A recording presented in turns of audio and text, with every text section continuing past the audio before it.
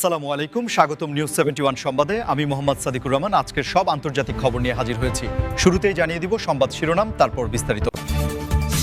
ইসরায়েলের হামলায় লেবাননে নিহত ৬, আহত ৮। প্রেসিডেন্টের যুদ্ধ ঘোষণার ক্ষমতা কমাতে মার্কিন সিনেটে ভোট আজ। ইরানের বিরুদ্ধে যুদ্ধের দায় নিজ কাঁধে নিলেন ট্রাম্প।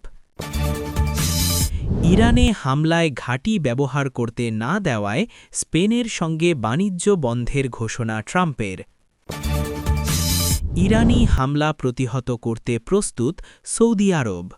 আপনি যদি ইসরায়েলের ধ্বংস চান এবং মুসলিমদের বিজয় চান, তাহলে ভিডিওটিতে একটি লাইক ও চ্যানেলটি সাবস্ক্রাইব করে যাবেন। আসসালামু আলাইকুম, স্বাগতম জানাচ্ছি নিউজ 71 সংবাদে। আমি মোহাম্মদ সাদিকুর রহমান। এতক্ষণ শুনছিলেন সংবাদ শিরোনাম, এবার বিস্তারিত। শুরুতেই নজর দিচ্ছি মধ্যপ্রাচ্যের চলমান ভূ-রাজনৈতিক পরিস্থিতির দিকে, যেখানে সাম্প্রতিক এক ঘটনায় ইসরায়েলের হামলায় লেবাননের অভ্যন্তরে ৬ জন নিহত এবং ৮ জন আহত হওয়ার খবর আন্তর্জাতিক গণমাধ্যমে উঠে এসেছে, যা ওই অঞ্চলের দীর্ঘদিনের অস্থিতিশীল পরিস্থিতিকে আরও একবার বিশ্ববাসীর সামনে তুলে ধরেছে। লেবানন এবং ইসরায়েলের মধ্যকার এই সীমান্ত উত্তেজনা নতুন কোনো বিষয় নয়, বরং দশকের পর দশক ধরে চলে আসা এক জটিল ঐতিহাসিক এবং রাজনৈতিক দ্বন্দ্বের একটি ধারাবাহিকতা মাত্র, যা বারবার সাধারণ মানুষের জীবনকে গভীর সংকটের মুখে ফেলে দেয়। আন্তর্জাতিক বিশ্লেষকদের মতে এই ধরনের ঘটনা শুধু দুটি দেশের মধ্যে সীমাবদ্ধ থাকে না, বরং পুরো মধ্যপ্রাচ্যের ভূ-রাজনীতি, আন্তর্জাতিক বাণিজ্য এবং বৈশ্বিক জ্বালানি সরবরাহের ক্ষেত্রে একটি বড় ধরনের নেতিবাচক প্রভাব ফেলার সম্ভাবনা তৈরি করে।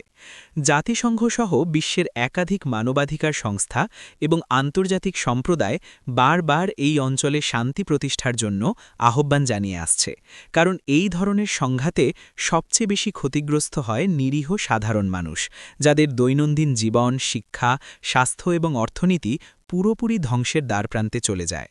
এই নির্দিষ্ট হামলার পর লেবাননের অভ্যন্তরীণ নিরাপত্তা ব্যবস্থা এবং চিকিৎসা কাঠামোর ওপর প্রচণ্ড চাপ সৃষ্টি হয়েছে, বিশেষ করে আহতদের দ্রুত চিকিৎসা প্রদান এবং নিহতদের পরিবারের পাশে দাঁড়ানোর ক্ষেত্রে স্থানীয় প্রশাসনকে বেশ বেগ পেতে হচ্ছে বলে জানা গেছে।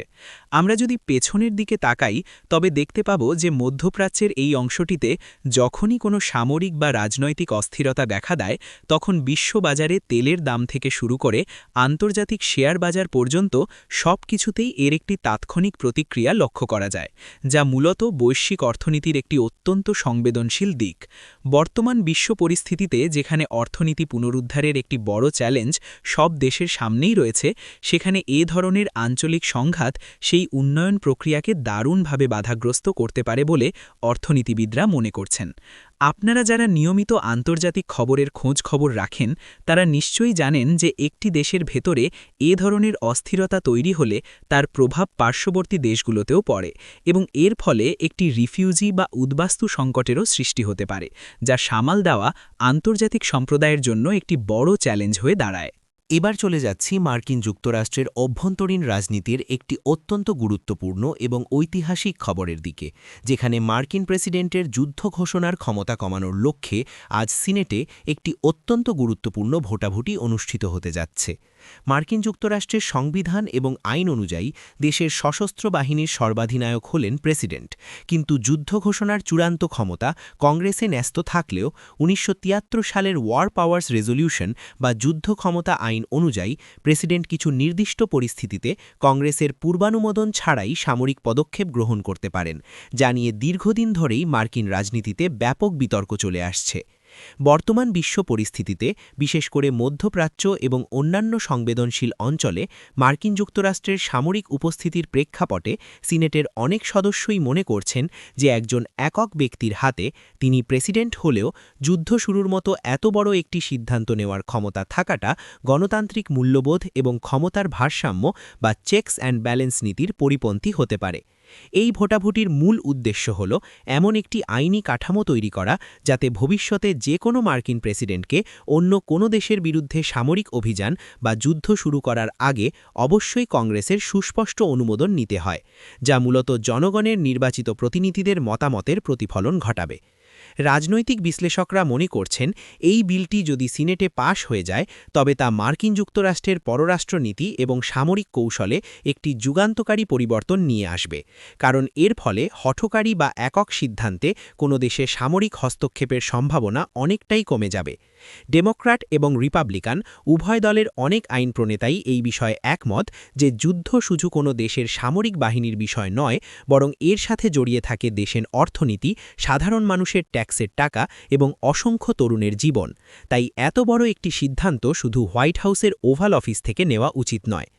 আপনারা যারা মার্কিন রাজনীতির গতিপ্রকৃতি ফলো করেন তারা হয়তো জানেন যে অতীতে ভিয়েতনাম যুদ্ধ থেকে শুরু করে ইরাক বা আফগানিস্তান যুদ্ধের ক্ষেত্রেও প্রেসিডেন্টের এই অসীম ক্ষমতা নিয়ে ব্যাপক সমালোচনা হয়েছিল, এবং বর্তমান প্রজন্মের আমেরিকানরা চায় তাদের সরকার যেন বিদেশি যুদ্ধে জড়ানোর আগে দেশের অভ্যন্তরীণ উন্নয়ন, স্বাস্থ্যসেবা এবং শিক্ষার দিকে বেশি নজর দেয়। আন্তর্জাতিক অঙ্গনের আরেকটি চমকপ্রদ এবং বহুল আলোচিত খবর হল ইরানের বিরুদ্ধে যে কোনো সম্ভাব্য সংঘাত বা যুদ্ধের সম্পূর্ণ দায়ভার নিজের কাঁধে তুলে নেওয়ার ঘোষণা দিয়েছেন সাবেক মার্কিন প্রেসিডেন্ট ডোনাল্ড ট্রাম্প। মার্কিন যুক্তরাষ্ট্রের রাজনৈতিক ইতিহাসে এ ধরনের প্রকাশ্য এবং সরাসরি দায়ভার নেওয়ার ঘটনা খুব একটা দেখা যায় না, কারণ সাধারণত রাজনীতিবিদরা এ ধরনের সংবেদনশীল ভূরাজনৈতিক বিষয়ে অত্যন্ত সতর্ক এবং কূটনৈতিক ভাষায় কথা বলতে পছন্দ করেন। ট্রাম্পের এই ঘোষণার পর বিশ্বজুড়ে আন্তর্জাতিক সম্পর্ক বিশ্লেষক, কূটনৈতিক মহল এবং সংবাদ মাধ্যমগুলোর মধ্যে ব্যাপক জল্পনা কল্পনার সৃষ্টি হয়েছে, কারণ অনেকেই মনে করছেন যে এটি মূলত তার একটি শক্তিশালী রাজনৈতিক কৌশল, যার মাধ্যমে তিনি নিজেকে একজন দৃঢ়চেতা এবং আপোষহীন নেতা হিসাবে তার সমর্থকদের সামনে উপস্থাপন করতে চাইছেন। ডোনাল্ড ট্রাম্প তার শাসনামলে ইরানের প্রতি বরাবরই একটি সর্বোচ্চ চাপ বা ম্যাক্সিমাম প্রেশার নীতি অনুসরণ করে এসেছিলেন, যার অংশ হিসাবে তিনি 2018 সালে ঐতিহাসিক ইরান পরমাণু চুক্তি বা joint comprehensive plan of action JCPOA থেকে যুক্তরাষ্ট্রকে বের করে নিয়েছিলেন এবং ইরানের ওপর একের পর এক কঠোর অর্থনৈতিক নিষেধাজ্ঞা আরোপ করেছিলেন। তার এই বর্তমান বক্তব্য সেই পুরনো নীতিরই একটি ধারাবাহিকতা বলে মনে করা হচ্ছে, যেখানে তিনি বোঝাতে চাইছেন যে ইরানের পারমাণবিক কর্মসূচি এবং মধ্যপ্রাচ্যে তাদের প্রভাব বিস্তারের চেষ্টাকে প্রতিহত করার জন্য যদি কোনো কঠিন পদক্ষেপ নিতে হয় তবে তিনি পিছপা হবেন না, এবং এর পরিণতি যাই হোক না কেন তিনি তার দায়ভার নিতে প্রস্তুত।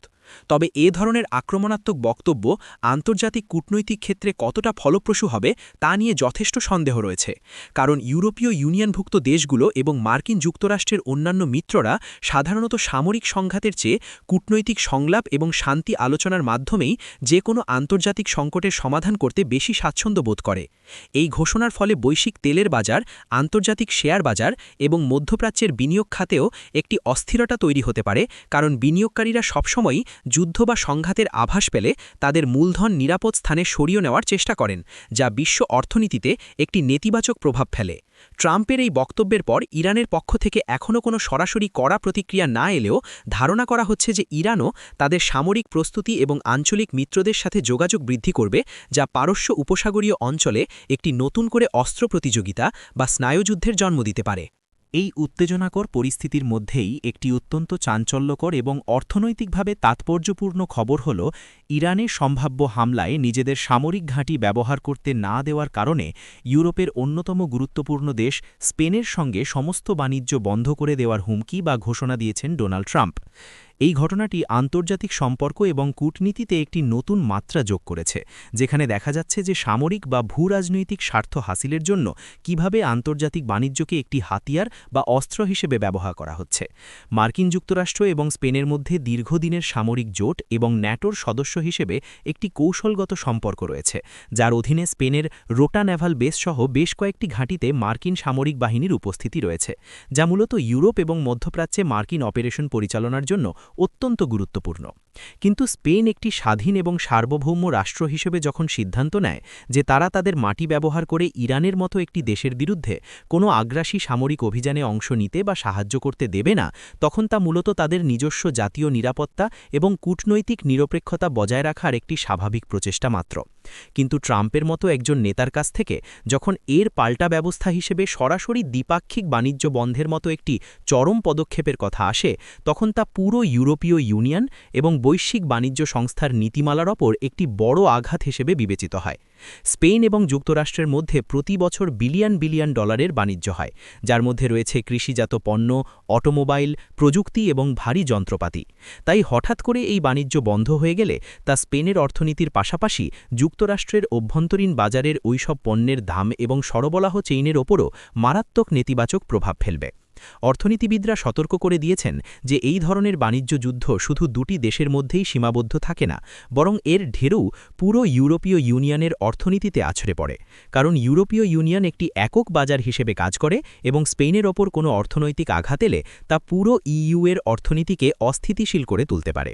এছাড়া এই ঘটনা মিত্র দেশগুলোর মধ্যে আস্থার সংকট তৈরি করতে পারে, কারণ অন্যান্য দেশগুলো ভাবতে শুরু করবে যে যুক্তরাষ্ট্রের সামরিক সিদ্ধান্তে একমত না হলে তাদেরও হয়তো ভবিষ্যতে এ ধরনের অর্থনৈতিক নিষেধাজ্ঞার বা বাণিজ্যে নিষেধাজ্ঞার সম্মুখীন হতে হবে, যা দীর্ঘমেয়াদে মার্কিন যুক্তরাষ্ট্রের নিজস্ব বৈশ্বিক নেতৃত্বের জন্যই ক্ষতিকর হতে পারে।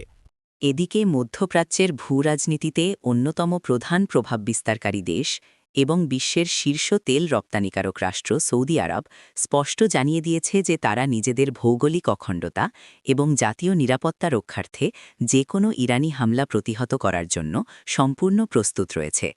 পারস্য উপসাগরীয় অঞ্চলে সৌদি আরব এবং ইরানের মধ্যকার এই আঞ্চলিক দ্বন্দ্ব ও আধিপত্য বিস্তারের লড়াই মূলত বহু পুরনো একটি বিষয়, যা বিভিন্ন সময়ে ইয়েমেন, সিরিয়া এবং লেবাননের মতো দেশগুলোতে ছায়াযুদ্ধ বা প্রক্সি ওয়ারের মাধ্যমে প্রতিফলিত হতে দেখা গেছে। সৌদি আরবের এই প্রস্তুতির কথা এমন একটি সময়ে সামনে এলো যখন পুরো মধ্যপ্রাচ্যেই একটি থমথমে অবস্থা বিরাজ করছে এবং আন্তর্জাতিক সম্প্রদায় যে কোনো মুহূর্তে একটি বড় ধরনের আঞ্চলিক অস্থিতিশীলতার আশঙ্কা করছে। সৌদি আরবের সামরিক বাহিনী এবং প্রতিরক্ষা ব্যবস্থা, বিশেষ করে তাদের আকাশ প্রতিরক্ষা ব্যবস্থা বা এয়ার ডিফেন্স সিস্টেম অত্যন্ত অত্যাধুনিক, যা মূলত মার্কিন যুক্তরাষ্ট্র এবং পশ্চিমা বিশ্বের প্রযুক্তিগত সহায়তায় গড়ে উঠেছে, এবং তারা এর আগেও তাদের তেল শোধনাগার বা আরামকোয়ের মতো গুরুত্বপূর্ণ স্থাপনাগুলোতে ড্রোন ও মিসাইল হামলার মতো ঘটনা সাফল্যের সাথে মোকাবিলা করার অভিজ্ঞতা অর্জন করেছে। এই অঞ্চলে কোনো ধরনের সামরিক সংঘাত বা উত্তেজনার অর্থই হল বিশ্বের অন্যতম ব্যস্ত নৌপথ হরমুজ প্রণালী দিয়ে তেল সরবরাহে বিঘ্ন ঘটা, যার ফলে রাতারাতি বিশ্ববাজারে অপরিশোধিত তেলের দাম আকাশচুম্বী হতে পারে এবং এটি বৈশ্বিক অর্থনীতি, বিশেষ করে উন্নয়নশীল দেশগুলোর জন্য একটি বড় ধরনের ধাক্কা হিসেবে আবির্ভূত হবে।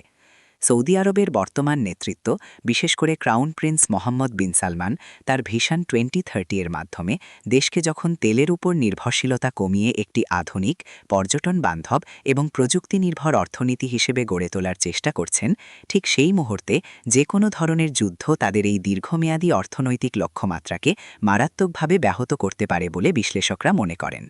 তাই সৌদি আরব যদিও সামরিক দিক থেকে প্রস্তুত থাকার কথা বলছে, তবে তারা নিজেরাও খুব ভালো করেই জানে যে সামরিক সংঘাতের চেয়ে কূটনৈতিক চ্যানেলের মাধ্যমে উত্তেজনা প্রশমন করাই তাদের নিজস্ব অর্থনৈতিক স্বার্থের জন্য সবচেয়ে বেশি লাভজনক।